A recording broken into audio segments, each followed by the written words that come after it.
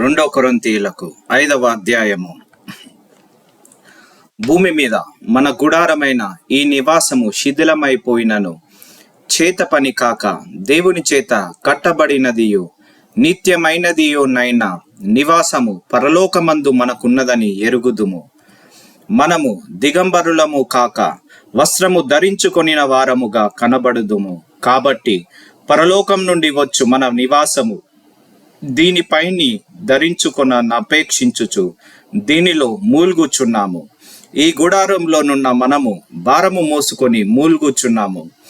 ఇది తీసివేయవలనని కాదు గాని మర్త్యమైనది జీవము చేత మింగివేయబడినట్లు ఆ నివాసమును దీనిపైని ధరించుకొనగోరుచున్నాము. దీని నిమిత్తము మనలను సిద్ధపరిచిన వాడు దేవుడే, మరియు ఆయన తన ఆత్మ అను సంచకరవును మనకనుగ్రహించి ఉన్నాడు. వేలిచూపు వలన కాక విశ్వాసము వలననే నడుచుకొనుచున్నాము. గనుక ఈ దేహములో నివసించుచున్నంత కాలము ప్రభువునకు దూరముగా ఉన్నామని ఎరిగి యుండియు ఎల్లప్పుడూ ధైర్యము గలవారమై ఉన్నాము. ఇట్లు ధైర్యము కలిగి ఈ దేహమును విడిచిపెట్టి ప్రభువునొద్ద నివసించుటకు ఇష్టపడుచున్నాము. కావున దేహమందున్నను దేహమును విడిచినను ఆయనకిష్టులమై ఉండవలనని మిగులు ఆపేక్షించుచున్నాము. ఎందుకనగా తాను జరిగించిన క్రియల చొప్పున అవి మంచివైనను సరే చెడ్డవైనను సరే దేహముతో జరిగించిన వాటి ఫలమును ప్రతివాడును పొందునట్లు మనమందరమును క్రీస్తు న్యాయపీఠము ఎదుట ప్రత్యక్షము కావలయును.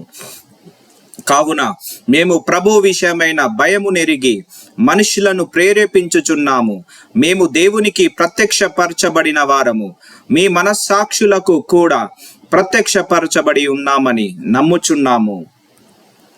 మమ్మును మేమే మీ ఎదుట తిరిగి మెప్పించుకొనుట లేదు గాని హృదయమునందు అతిశయపడక పైరూపమునందే అతిశయపడు వారికి ప్రత్యుత్తరమిచ్చుటకు మీకు ఆధారము కలుగవలెనని ఈ విషయమై మీకు అతిశయ కారణము కలిగించుచున్నాము.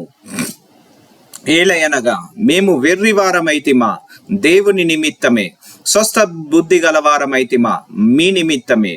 క్రీస్తు ప్రేమ మమ్మును బలవంతము చేయుచున్నది.